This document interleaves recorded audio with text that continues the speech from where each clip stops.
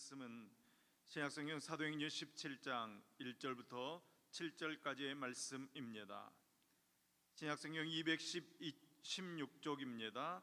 사도행전 17장 1절부터 9절까지의 말씀입니다.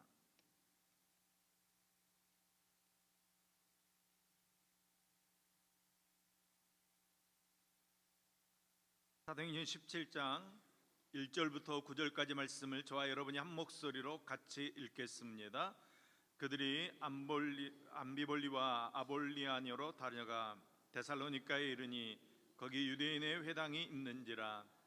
바울이 자기의 관례대로 그들에게 들어가서 새 안식일에 성경을 가지고 강론하며 뜻을 풀어 그리스도가 해를 받고 죽은 자 가운데서 다시 살아나야 할 것을 증언하고 이르되 내가 너희에게 전하는 이 예수가 곧 그리스도라 하니 그 중에 어떤 사람 곧 경건한 헬라인의 큰 무리와 적지 않은 귀부인도 고난을 받고 바울과 실라를 따르나 그러나 유대인들은 시기하여 저자의 어떤 불량한 사람들을 데리고 떼를 지어 성을 소동하게 하여 야손의 집에 침입하여 그들을 백성에게 끌어내려고 찾았으나 발견하지 못하며 야손과 및 형제들을 끌고 읍장들 앞에 가서 소리질러 이르되 천하를 어지럽게 하던 이 사람들이 여기도 이르매 야손이 그들을 맞아 들였도다.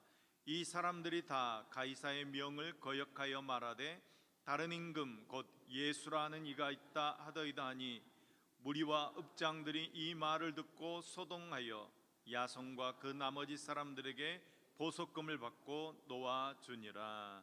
아멘. 아멘. 같이 한번 기도하겠습니다. 거룩하신 하나님 아버지, 무더운 여름 속에서도 주님의 은혜를 구합니다. 주님의 시원한 생수로 우리 영혼을 적셔주시고 어려운 이웃들 돌보는 사랑을 베풀어 주시옵소서. 주님의 말씀으로 우리의 영혼을 새롭게 하여 주시고 주님 안에서 하늘부터 임하는 믿음으로 살아가도록 역사하여 주시옵소서. 오늘 또 우리에게 주실 말씀을 기대합니다. 주님의 말씀을 받아들이도록 우리의 마음을 준비해 주옵소서.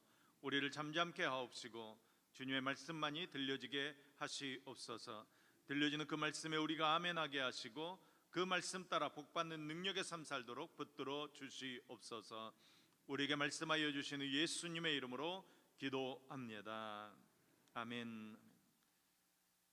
우리나라 동요 가운데 앞으로라는 동요가 있습니다. 앞으로 앞으로 앞으로 앞으로 그러면 짠짜자자잔 이렇게 하는, 지구는 둥그니까 자꾸 걸어 나가면 온 세상 어린이들 다 만나고 오겠네. 제가 이걸 찾아보니까 1969년에 아폴로 11호 우주선이 달에 착륙한 것을 기념해서 동요 작가 윤석중 씨가 작사하고 이수인 씨가 작곡한 노래였습니다. 근데 저는 본문을 읽고 묵상하는 가운데 이 앞으로라는 동요가 생각이 났습니다. 사도 바울은 복음을 증거하는 데 있어서 온갖 고난과 어려움을 겪습니다. 그런데 복음을 전하는 발걸음을 멈추지 않습니다. 바울은 빌립보에서 복음을 증거하다가 죽도록 두드려 맞았습니다. 온몸이 피투성이가 된 채로 감옥에 갇혀서 고통을 겪었습니다. 하나님께서 역사에서 감옥에 풀려나게 되었지만 만신창이가 된 몸을 회복할 시간도 없이 바로 빌립보로 떠나는 것입니다. 웬만하면 빌립보에서 안디옥 교회로 돌아가서 몸을 조금 더 회복하고 다시 선교 여행을 할 수도 있었을 것입니다.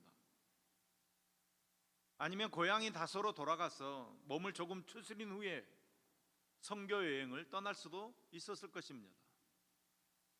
1절 말씀입니다. 그들이 암비볼로와 아볼로니아로 다녀가 데살로니가에 이르니 거기 유대인의 회당이 있는지라. 아멘. 바울과 그 일행은 아픈 몸을 이끌고 바로 복음을 증거하기 위해 암비볼리와 아볼로니아를 거쳐서 데살로니가에 이르렀다는 것입니다. 암비볼리는 빌립보에서 서남쪽으로 약 53km 정도 떨어진 곳이었습니다. 마게도니아 동부 지방의 수도입니다. 역사적으로는 아테네의 식민지였다가 로마 시대의 이 지역의 수도가 된 곳입니다. 암비볼리의 뜻은 둘러싸인 도시라는 뜻입니다. 스트리몬 강 하구에 강으로 둘러싸여져 있기 때문에 이런 이름이 붙여진 것 같습니다. 아볼로니아는 이 암비볼리에서 서남쪽으로 약 48km 지점에 있는 암비볼리와 데살로니가 사이에 위치한 도시입니다. 건강한 사람의 걸음으로 걷는다면 빌립보에서 암비볼리까지 하루, 또 암비볼리에서 아볼로니아까지 하루, 아볼로니아에서 데살로니가까지 하루가 걸리는 여정입니다. 바울 일행은 이 도시에서 대략 하루 정도씩을 머물고 데살로니가로 직행한 것 같습니다. 바울이 이 도시들에서 전도하지 않은 이유는 이곳에 유다인의 회장이 없었기 때문이라고 우리가 추측할 수 있습니다. 이 데살로니가는 아볼로니아에서 서쪽으로 약 59km 지점에 위치한 항구 도시입니다. 에게해의 테르마키우스만의 정점에 위치해 있어서 물류가 발달한 아주 상업이 발달한 곳이었습니다. 아밀리우스 파울루스가 마게도냐를 넷으로 나눌 때 두 번째 지역의 수도가 된 지역입니다. 데살로니가의 현재 이름은 살로니키이며 데살로니가의 약 7만 명의 인구가 살고 있고 인구의 절반이 유대인입니다. 거기에는 지금도 36개의 회당이 있다고 합니다. 그러니까 바울 당시부터 이곳에서는 많은 유대인들이 살고 있었다는 것입니다. 바울은 이 데살로니가에 약 3주 동안 머물면서 복음을 증거했습니다. 회당에서 설교한 것이 3주인지 아니면 데살로니가에 머문 기간이 3주인지 그것은 정확하지 않습니다. 어찌되었던 간에 바울은 회당을 거점으로 전도를 하고 있습니다. 2절 3절 말씀입니다. 바울이 자기의 관례대로 그들에게 들어가서 새 안식일에 성경을 가지고 강론하며 뜻을 풀어 그리스도가 해를 받고 죽은 자 가운데서 다시 살아나야 할 것을 증언하고 이르되 내가 너희에게 전하는 이 예수가 곧 그리스도라 하니. 아멘 아멘. 바울의 초기 정도 방법은 하나의 관례처럼 되어 있었다는 것입니다. 유대인의 회당 예배에 참석하여서 성경을 강론하고 예수님께서 그 성경에 예언된 메시아이심을 알리는 방식으로 전도를 했다는 것입니다. 이러한 회당 전도 방식은 바울이 제3차 전도여행에서 두란노 서원으로 전도의 근거지를 옮기기까지 항상 지켜왔던 원칙입니다. 바울은 이 회당 예배에서 주로 구약 성경에 기록된 예수님에 관한 예언들을 증언했습니다. 본문에 보면 바울의 설교에 대해서 몇 가지 특정적인 단어들이 등장되고 있습니다. 강론하며 뜻을 풀어 증언하고, 강론하며 뜻을 풀어 증언하고. 강론한다는 말은 설교라는 의미보다는 토론한다는 의미가 더 들어있는 말입니다. 그래서 영어 성경에는 reason이라고 번역합니다. 논증한다는 겁니다. 논증하는 설교를 말하는 것입니다. 뜻을 풀어라는 말은 계시를 완전히 개방한다 이런 뜻입니다. 예언의 해석을 의미하는 것입니다. 또 증언하다라는 말 역시 또한 어떤 사실을 비교적으로 제시하고 그것을 증명해낸다 그런 뜻의 말입니다. 그러니까 여러분 이 세 단어에 담긴 의미를 종합해서 보면 바울의 설교는 구약의 예언을 논리적으로 증명하는 것으로 되어 있었다는 것을 알 수 있습니다. 그러면 바울의 설교는 무엇을 증명하는 설교였습니까? 구약 성경에 담긴 예언이 바로 예수님을 가리킨 것이라는 사실을 증명하는 것입니다. 예를 들면 이런 내용들입니다. 메시아가 베들레헴에 탄생하실 것이다. 아니면 유다 지파에서 오실 것이다. 이새의 자손 다윗 왕의 후손으로 오실 것이다. 동정녀로 탄생하실 것이다. 이런 예언된 구약의 말씀을 읽은 후에 정말로 예수님께서 그 예언의 말씀대로 오셨는지 그것을 논리적으로 증명해 내면서 설교했다는 것입니다. 그러니까 여러분, 바울은 회당에 들어가 유대인들에게 어떤 도덕이나 윤리적인 설교를 하지 않았다는 것입니다. 오직 예수만 증거했다는 것입니다. 예수님께서 구약에 예언된 메시아이시다, 우리의 구주이시다, 이 사실만을 증명하는 설교를 했다는 것입니다. 그러니까 복음만을 증거했다는 것입니다. 2절, 3절의 바울의 설교 역시에서도 강조되는 내용은 두 가지입니다. 첫째는 예수님의 십자가의 죽음이고 두 번째는 예수님의 부활입니다. 해를 받고 라는 말은 고난을 당한다는 것입니다. 예수님의 지상생애 전체가 고난이지만 특히 예수님의 십자가의 죽음은 고난의 정점입니다. 예수님께서는 하나님의 아들로서 고난당할 이유가 전혀 없으신 하나님이십니다. 그런데도 십자가를 지십니다. 십자가에서 고난당하십니다. 왜 십자가에서 고난당하셨습니까? 죄인들을 구원하기 위해서, 우리를 살리시기 위해 십자가에서 고난당하신 것입니다. 저와 여러분의 죄를 대신하시기 위해 주님께서는 십자가에서 고난당하셨다는 것입니다. 여러분, 고난만 당하신 것이 아니라 죽으셨습니다. 온전히 생명을 내어 놓으셨습니다. 이 예수님의 죽음이 없었다면 속죄도 없습니다. 용서도 없습니다. 구원도 없는 것입니다. 인간은 여전히 지옥의 심판에서 벗어나지 못했을 것입니다. 예수님의 부활도 마찬가지입니다. 죽은 자 가운데서 다시 살아야 할 것을 증언했습니다. 예수님의 부활이 없다면 우리의 부활도 없습니다. 육체는 흙으로 돌아가 썩어서 영원히 멸망당했을 것입니다. 예수님께서는 우리의 부활을 보증해 주시기 위해서 먼저 죽음에서 부활하셨습니다. 예수님의 부활이 있었기 때문에 우리도 죽음에서 부활하게 될 줄로 믿습니다. 예수님께서는 우리 죄를 속죄해 주시기 위해서 십자가에서 죽으셨습니다. 예수님께서는 우리를 살리시기 위해 무덤에서 살아나셨습니다. 이것이 바울이 전한 복음입니다. 이 바울이 전한 복음을 듣고 회개한 사람들은 유대인들이 아니라 주로 헬라인이었습니다. 4절 말씀입니다. 그 중에 어떤 사람 곧 경건한 헬라인의 큰 무리와 적지 않은 귀부인도 권함을 받고 바울과 실라를 따르나. 아멘, 아멘. 여기서 말하는 경건한 헬라인이라는 말은 유대교의 하나님을 믿는 헬라인입니다.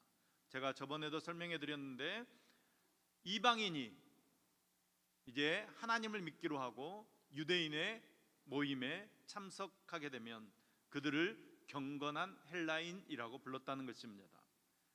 그런데 이들은 유대인처럼 회당에 소속되지는 못했습니다. 왜냐하면 유대인들은 할례받지 못한 이방인들을 회당 멤버로 받아주지 않았기 때문입니다.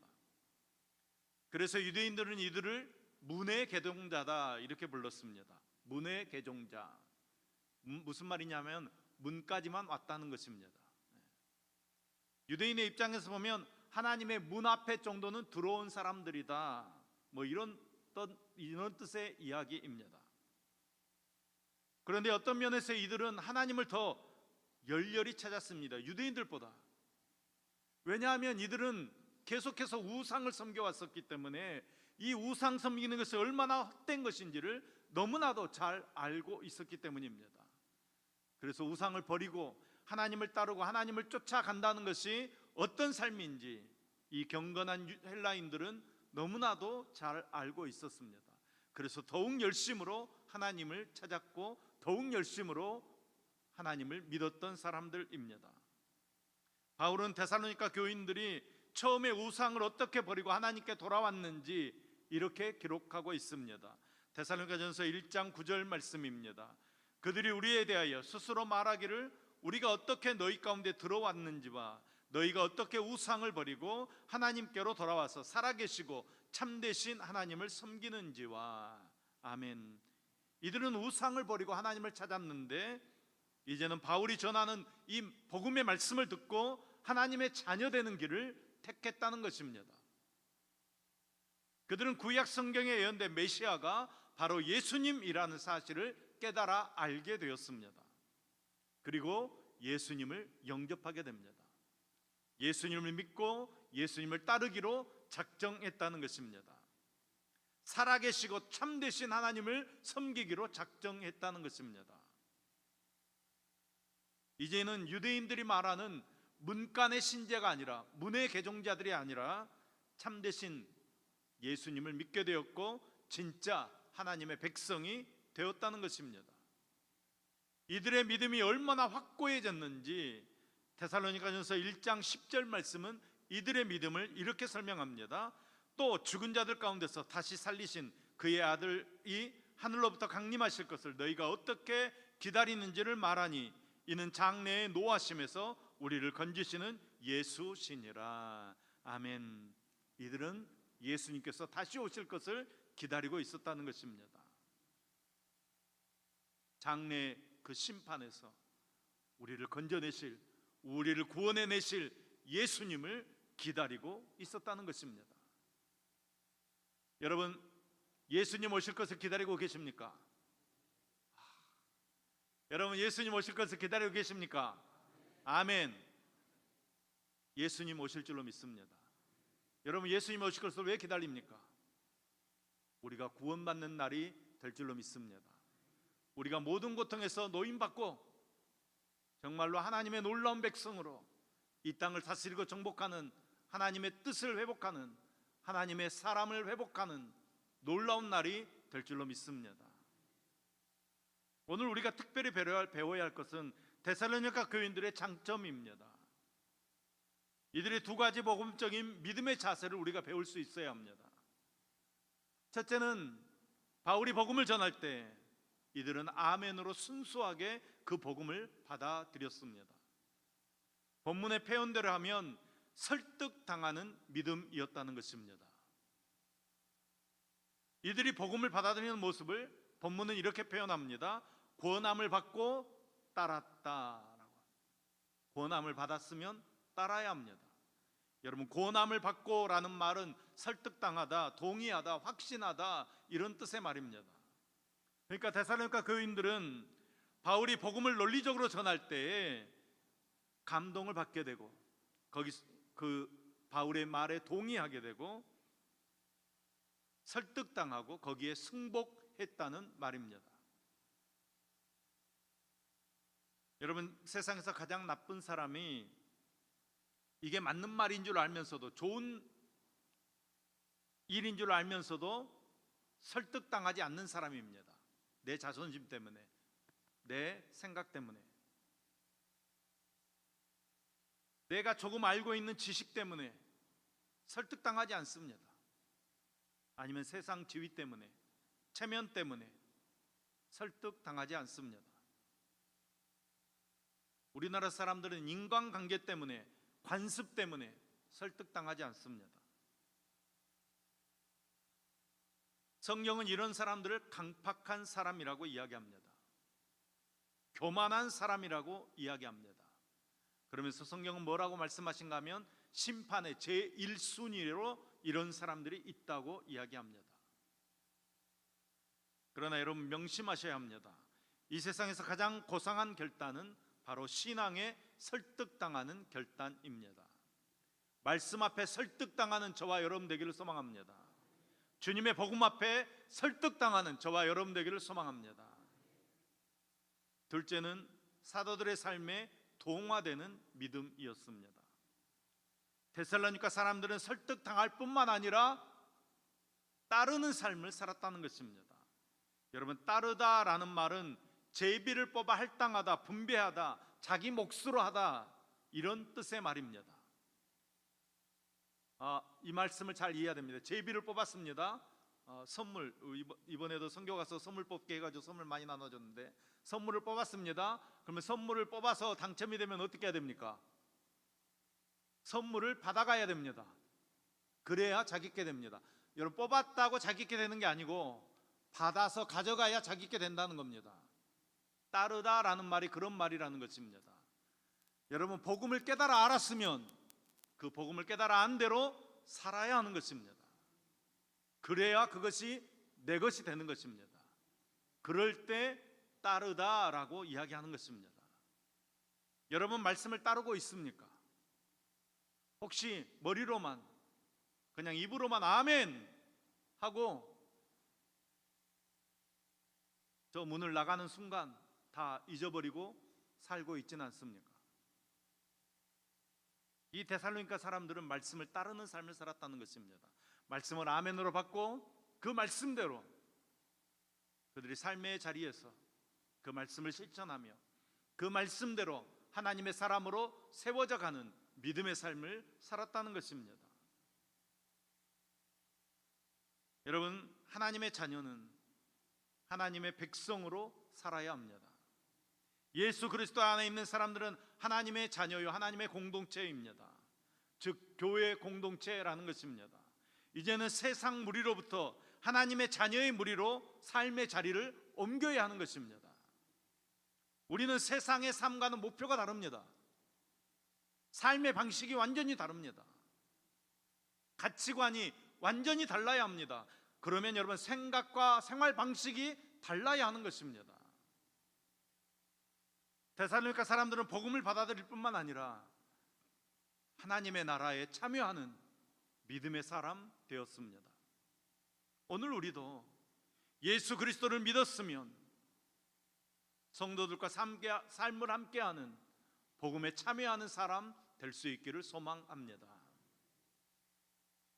헬라인들의 이런 회심과는 다르게 헬라인과 함께 본문에 특별하게 언급되고 있는 것이 귀부인들입니다. 적지 않은 귀부인들이 예수님을 믿고 영접했다는 것입니다. 여기서 말하는 귀부인들은 아마 높은 지위에 있는 사람들의 부인들, 예를 들면 총독의 부인 정도 그렇게 되는 사람들이었을 것입니다. 이들이 주님을 영접했다는 것입니다. 이것은 큰 의미가 있는 것입니다. 이런 복음은 모든 사람들을 위해 주어졌습니다. 모든 사람에게 구원이 필요하다는 것입니다. 세상의 높은 지위에 있다고 영원까지 행복한 것이 아니라는 것입니다. 돈 있어도 영적으로 빈곤합니다. 높은 지위가 있어도 마음에 고통이 있고 아픔이 있습니다. 명성이 있고 권세가 있고 지식이 있어도 인생에 풀지 못할 짐이 있다는 것입니다. 여러분, 지금 대한민국에서 매달 1000명 이상의 사람들이 자살하고 있습니다. 죽고 싶다는 사람들이 너무 많이 있습니다.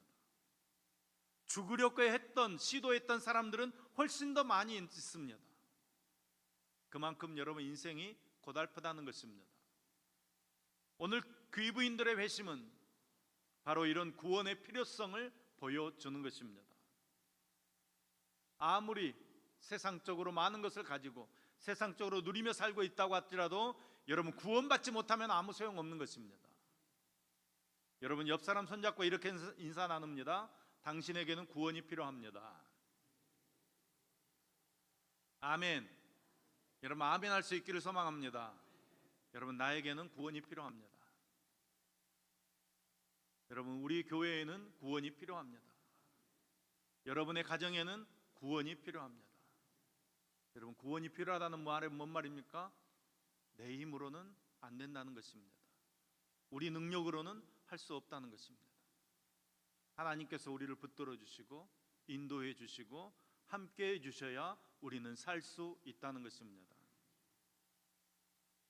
헬라인들이 바울의 전도를 받고 구원받은 것과 달리 유대인들에게는 난리가 났습니다. 데살로니가에 많은 유대인들이 있었다고 말씀드렸습니다. 오늘날도 7만 명의 인구 중에 반이 유대인이라고 합니다. 이 유대인들은 세력이 상당했을 것입니다.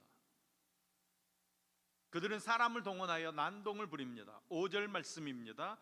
그러나 유대인들은 시기하여 저자의 어떤 불량한 사람들을 데리고 떼를 지어 성을 소동하게 하여 야손의 집에 침입하여 그들을 백성에게 끌어내려고 찾았으나. 아멘. 그들은 바울과 실라를 시기했습니다. 복음에는 관심이 없었습니다. 다만 자신들의 종교적 지위를 빼앗기고 있다는 것에 분노했습니다. 그래서 시장의 불량배들을 동원해서 선동합니다. 이들은 야손의 집으로 무조건 쳐들어갔습니다. 야손은 유대인으로서 예수님을 영접한 사람입니다. 그러니까 유대인이라고 해서 다 예수님을 배척한 것이 아닙니다. 야손이나 아리스다고 세군도 같은 사람들은 예수님을 영접하고 열심으로 예수님을 믿었습니다. 아무튼 무리들은 야손의 집으로 쳐들어왔고, 야손은 이들의 동태를 미리 알아차리고 바울과 실라를 미리 빼돌렸습니다. 그랬더니 이 사람들이 야손과 일부 그리스도인들을 붙잡아서 읍장 앞으로 끌고 가서 고소합니다. 6절 7절 말씀입니다. 발견하지 못하며 야손과 및 형제들을 끌고 읍장 앞에 가서 소리질러 이르되 천하를 어지럽게 하던 이 사람들이 여기도 이르매 야손이 그들을 맞아들였도다. 이 사람들이 다 가이사의 명을 거역하여 말하되 다른 임금 곧 예수라 하는 이가 있다 하더이다 하니. 아멘. 그들이 고발하는 내용은 두 가지입니다. 하나는 천하를 어지럽게 하는 자들이다. 그리고 다른 하나는 로마의 황제 외에 다른 임금을 섬기려고 한다. 여러분, 이 두 가지 말은 다 거짓말입니다. 천하를 어지럽게 했다는 말은 세상을 뒤집었다는 이야기인데, 무슨 혁명을 했다는 뜻의 이야기인데, 바울은 거리에서 선동한 적도 없고 소란을 일으킨 적도 없습니다. 조용히 복음을 전했을 뿐입니다. 바울이 황제 외에 다른 임금을 섬긴다고 하는 것도 왜곡된 이야기입니다. 여러분, 유대인들은 조상들 때문에 천국 백성 되려고 하는 사람들입니다. 그들은 아브라함의 자손이기 때문에 구원받는다고 생각했습니다. 혈통주의자들, 율법주의자들이었습니다. 그들은 참 메시아이신 예수님을 십자가에 못 박여 죽였습니다. 그들은 초대교회 복음이 이루는 곳마다 찾아와서 박해의 앞잡이가 되었습니다. 사도 요한은 이들을 준엄하게 책망합니다. 요한복음 8장 40절 말씀입니다. 지금 하나님께 들은 진리를 너희에게 말한 사람은 나를 죽이려고 하는도다. 아브라함은 이렇게 하지 아니하였느니라. 아브라함은 이렇게 하지 않았는데 너희들은 왜 이렇게 나를 죽이려고 하느냐. 이어지는 44절 말씀입니다. 너희는 너희 아비 마귀에게서 났으니 너희 아비의 욕심대로 너희도 행하고자 하느니라. 그는 처음부터 살인한 자요 진리가 그 속에 없으므로 진리에 서지 못하고 거짓말을 할 때마다 제 것으로 말하나니 이는 그가 거짓말쟁이요 거짓의 아비가 되었음이니라. 아멘. 아주 신랄하게 유대인들을 비판하고 있습니다. 저는 이렇게 못할 것 같습니다. 아주 신랄하게 비판합니다. 바울 역시 유대인들을 비판합니다. 로마서 2장 28절 29절 말씀입니다. 무릇 표면적 유대인이 유대인이 아니요 표면적 육신의 할례가 아니니라. 오직 이면적 유대인이 유대인이며 할례는 마음에 할지니 영에 있고 율법 저문에 있지 아니한 것이라. 그 칭찬이 사람에게서가 아니요 다만 하나님에게서니라. 아멘. 할례 받았다고 구원받는 거 아니다. 너희들이 유대인이라고 해서 구원받는 거 아니다. 바울은 신랄하게 비판합니다. 그러니까 유대인들은 복음 전하는 사람들이 미운 것입니다. 예수 믿는 사람들 박해하는 것입니다. 여러분, 믿음의 길은 궁극적으로 승리의 길이지만 늘 실패와 고통과 가시밭이 기다리고 있습니다. 성경은 한 번도 우리에게 평안을 약속하지 않습니다. 우리의 믿음의 길은 고통의 길이고 실패의 길이고 좌절의 길입니다. 넓은 길이 아닙니다. 좁은 길입니다. 사도들은 그 좁은 길을 믿음으로 걸어갔습니다. 생의 시련이 우리의 발목을 붙잡을 것입니다. 생의 어려움이 우리의 발목을 붙잡을 것입니다. 그러나 여러분, 우리는 푯대가 분명합니다. 예수 그리스도. 예수 그리스도. 우리는 예수님만 바라보며 나가는 것입니다. 아무리 파도가 일렁거려도, 우리를 덮쳐와도 우리는 예수님만 바라보고 예수님께로 나아가는 것입니다. 그래서 우리는 승리, 성공, 부유함 이런 것에 목표 삼지 않습니다. 내가 어떻게 하면 예수님을 닮아갈 것인가? 내가 어떻게 하면 예수님 앞에 설 것인가? 여러분, 우리도 사도들처럼 다른 것에 눈을 팔지 마시고 두들겨 맞아서 몸이 죽을 지경 같은 그런 지경이 됐어도 복음을 위해 예수님께로 나아가는 것입니다. 여러분, 거룩한 사명을 완수하기 위해 흔들리지 마시고 모든 어려움을 이겨내고 박해를 견뎌내고 어떤 난관이라도 극복하면서 믿음의 승리의 삶을 살아가는 저와 여러분 될 수 있기를 예수님의 이름으로 축복합니다. 우리 같이